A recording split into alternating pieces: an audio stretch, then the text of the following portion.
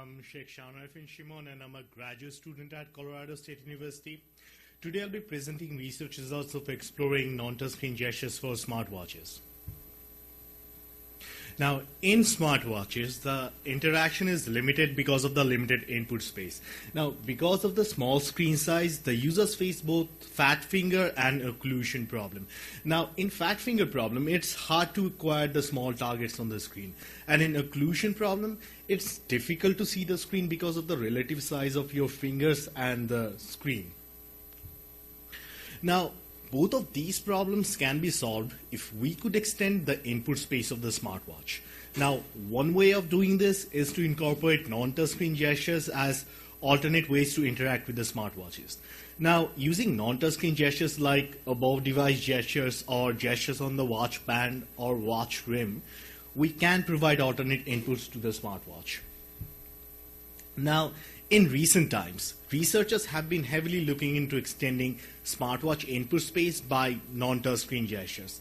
Some of the proposed alternate interaction techniques have been making finger or hand gesture above the smartwatch, making arm or forearm-based motion gestures with the watch-wearing hand, making finger gestures with the watch-wearing hand, using skin as a possible input source, and even tracking facial expressions. Now, prior research on the non-touchscreen gestures in smartwatches have mainly focused on developing hardwares and algorithms by using designer-defined gesture set. Now, existing literature in this area have not explored the end-user preference and mapping of non-touchscreen gestures to different smartwatch actions. Now, our research fills this gap. Now, to have an idea about the end-user preference for non-touchscreen gestures, we conducted an elicitation study. Now, in an elicitation study, the participants are shown a system action and asked to propose a gesture. Now, agreement among proposed gesture is computed for the action, and elicitation studies have been used to guide the design of gestures in a wide range of gesturing paradigms. Now, the reason we chose to do an elicitation study is that research has shown that gestures elicited by end users are easier to perform, easier to learn and recall, and are rated more suitable when compared to designer-defined gestures. Now, unlike other elicitation studies, we did not limit our participants to a specific type of gesture. Instead, what we did was we took a different approach. We restricted the users from using the watch surface gesture, but therefore, the users could have used any of these gesturing paradigms shown here and more if they wanted to. So, given this, we wanted to determine if the users agree not only on the gesture type, but also the gesture itself for common smartwatch actions. Now, we wanted to understand how end users map non-touchscreen gestures to smartwatch actions, what parameters users manipulate to create the gestures, and if the gestures proposed by the end users can be characterized. Now, our end goal was to provide guidance to the smartwatch designers to create a better technology. Now, for our elicitation study, we recruited 25 participants from the local community and the local university, and none of our participants had owned or any prior experience with any of the smartwatches. Now, all of the participants did own a smartphone as their primary mobile device. Now, for a reference to size in our study, we used a Moto 360 smartwatch. Now, since we are asking the participants to create gesture for specific tasks, our first step was to determine the tasks to include in our study. Now, we examined the common features of Android wears and popular smartwatches that are out there, and we divided our task into two categories. These were navigation-based tasks and action-based tasks. Now, navigation-based tasks are tasks like map navigation or list scrolling, and action-based tasks are tasks like setting up time or changing time, these things. Now, these tasks were further subdivided into tasks that acted on the smartwatch system or those that acted on a specific application like map. Now, we ended up selecting 31 common smartwatch tasks that include list and map navigation, text editing, call control, and general watch features like changing times. Now, as you can see from the navigation category, we have the previous and next task in both horizontal and vertical direction. Now, we wanted to see if task orientation had any effect on the elicited gestures. So, as such, we presented them with navigational tasks in both horizontal and vertical direction. Now, each of the participants were presented with a task and were asked to come up with a gesture while thinking aloud. After participants decided on the gesture for the referent, we discussed the gesture preferences with the participants and asked them to rate the gesture using a Likert scale on how good they thought the gesture matched its intended use, how easy the gesture was for them to perform, and how easy the gesture was to recall. We also asked the participants how comfortable they would be performing these gestures in social contexts, like when they're at home alone, when they're public around strangers, or when they're at work among colleagues. Now, one of our research goals was to understand how end users map the gestures to smartwatch actions. Was there any agreement among the participants? To find a user-defined consensus set, we grouped the identical gestures that we collected for the same reference together. Now, the group with the largest consensus was chosen to be the representative gesture for the task, and when we found ties between groups for the same referent, these ties were broken using the subjective ratings that we just talked about, that we collected. Now, we used the agreement score standard to calculate the agreement among the participants, which ranged from 0.4 to 0.1. The details of this can be found in our paper. Now, these are some common gestures illustrated in our study. Now, we observed a wide variety of gesture types. User gestured above the watch, with the remote or the belt of the watch, to talk about some. Now, not only did we see agreement with the gesture type, but also the gesture itself for common smartwatch tasks. Now, this is an example of a gesture illustrated in our study. Now, participants use this above device swipe from left to right for panning the map left, moving to the next item, accepting the call, or moving the clock hand from hours to minute. Now, we observed that participants tend to use this gesture, tend to use any gesture based on context. Now, they rely on the system's ability to determine context in order to determine the meaning of the gesture. Therefore, the number of distinct gestures that we found in our consensus gesture set is less than the number of the tasks we had in our study. Now, this is another gesture which mapped to multiple smartwatch actions like panning right, moving to next, or hanging up call or ignoring call, or switching the clock hand from minutes to hours. And this is an example of a gesture with the watch. And this is an example of a, sorry about that, this one is an example of a physical touch gesture. And this is another physical touch gesture that the users created to perform copy action. The complete set of the gesture action mapping can be found in our paper. Now, we have shown that there exists an agreement between our participants on the mapping of the non-touchscreen gestures to different smartwatch commands. So the question becomes, what parameters do the users manipulate when they design their non-touchscreen gestures? Can we create a taxonomy that can be used by the designers to inform the design of these gestures in smartwatches? Now, after collecting a total of 775 gestures, we were able to create a taxonomy of the gestures according to two dimensions: gesture mapping dimension and the physical characteristics dimension. Now, gesture mapping involves how users map these non-touchscreen gestures that we collected to different device commands. The nature of the gesture mapping describes the physical mapping of gestures to objects, symbols, or action, or whether or not the gesture mapping was completely random.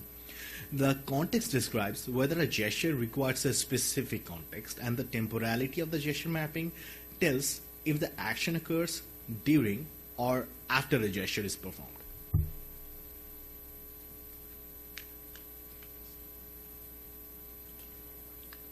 Now, physical characteristics involve what is needed to recognize the gestures. The complexity tells if the gesture can be subdivided into atomic gestures. Now, duration talks about how long does it take to perform the gesture, and location tells where in relation to the user's body the gesture is performed. And size, dimension talks about the physical space requirement. Now, we divided our gestures into 3 categories: small, medium, and large. Now, details of the whole gesture taxonomy can be found in our paper. Because of the short time, we weren't able to show it in the slides. Now, given the taxonomy, we categorize all the gestures in our study, not just the ones in consensus set. Now, this is interesting. We observed that the gestures tend to be simple, short movement that could be contained within a defined region, as shown in this figure, which represents the medium size category. Now, implication of these findings to interaction designers is that most people choose simple, short movement compared to complex that can be divided into multiple sub-gestures and longer gestures. Now, the implication to system designers is that in most cases, we would need to recognize gestures within a relatively small defined region. Now, we also made some additional observations. We also saw that the task orientation does influence the gestures that the users were proposing. For example, the gesture direction changed when the users were performing the previous task in horizontal and vertical direction. And the participants in our study were noticeably influenced by legacy bias and their prior interaction with analog wristwatches. For example, for answering or rejecting calls, the participants were making swipe left or swipe right gesture that was influenced by their prior touchscreen interaction with their smartphones. For adjusting time, we observed that some participants were making a 2-finger pinching and winding gesture above the watch, which they said that was influenced by analog watch use. Now, we observed that the participants preferred a natural and consistent mapping of gestures. For opposing task pairs, if a task could not be performed again without performing the opposite task once, for example, starting and stopping the stopwatch. If you start the stopwatch once, you cannot start it again without stopping the stopwatch, right? So for these kind of opposing task pairs, the participants preferred creating the same gesture twice, viewing this task pair as a toggling maneuver. And for opposing task pairs where the task could be performed multiple times before you had to perform a task with the opposite effect, for example, list scrolling or map panning. I mean, you can do multiple like pan left or pan right before you had to do a task with opposite gestures. Now, for these kind of task pairs, the participants preferred creating similar gestures in different direction.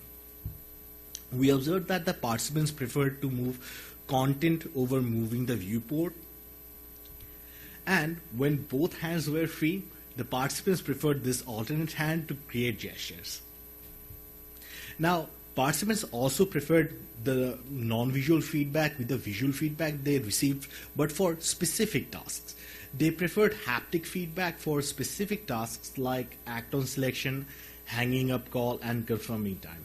The participants were concerned about accidental inputs, so some participants showed a conflict between designing simple gestures and gestures that were more deliberate and less prone to accidental triggering.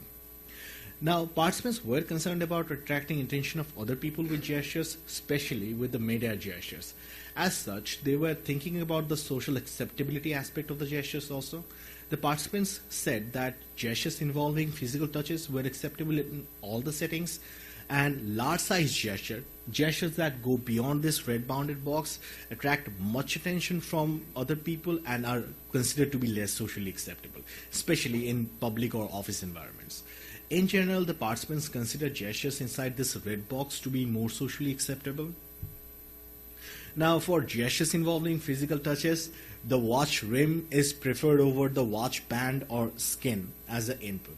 Now, for physical touch location, the outer half of the watch rim is preferred for physical taps, and at the axis along arm is preferred for physical pinches. For vertical swipe, the shaded region in the watch band is preferred, and for horizontal swipe, the shaded region in the watch rim is preferred. Now, when we talked with the participants, they said that they would prefer vertical scrolling on the rim if there was no watch notch present on the outer half of the rim. So, to sum it up, we have explored the end-user preference for non-touchscreen gestures and gesture mapping with different smartwatch action. From this, we have obtained insights into the mental model for designing non-touchscreen gestures for smartwatches. Now, similar to other elicitation studies, we did not consider how to track gestures. The goal of our study was to understand the user's mental model regardless of the technology. Now, one limitation of our research was the demographics. As all of the participants lived in a Western culture, the cultural and social norms observed by our participants are more likely to be homogeneous. The same gestures elicited in our study may not have the same level of acceptance in a different culture. So to understand the cross-cultural difference between non-touchscreen smartwatch gestures that we found, we are planning to continue this study across possibly different cultures.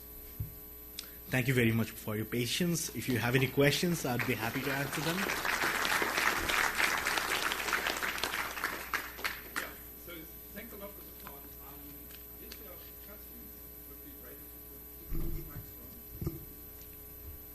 Yes, hi. Brian Hall from the University of Wisconsin-Stevens Point. I wondered, you mentioned, and I'm not sure if I fully understood, you said that when both hands were free, the participants preferred, and I didn't understand that. So what happens is that when the users are not using this other hand, like I'm wearing my watch on the left hand and my right hand is free, in that particular case, most of the time they preferred using this other hand to create gestures on the skin or making gestures above the watch or the watch stream or the watchband, instead of making gestures with, let's say, the fingers of the watch wearing hand or making motion gestures like that. So that is what I was talking about. Oh, I see. So they actually would have preferred, in some cases, if the hand was free, to be able to do something with the watch hand? Yes, in some cases they did. Awesome. Thank you.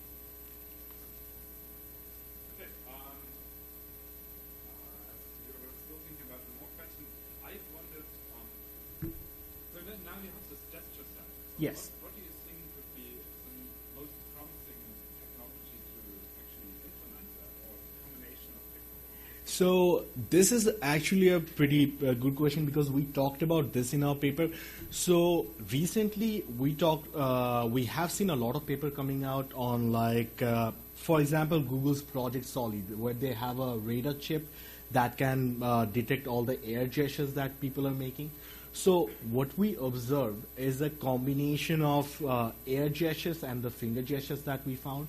So what we believe is using a combination of infrared technology or like things like Project Solid, where you embed a radar chip on the watch that can detect air gestures above the watch and muscle interaction movements, like when you are making these finger movements on your watch. Now, integrating these two technologies might be most useful because these are the most gestures that we found in our study. So possibly integrating that. But when you're making large size gestures, they're not really useful. So the technologies that involve like vision processing, like using cameras, that may not be that useful.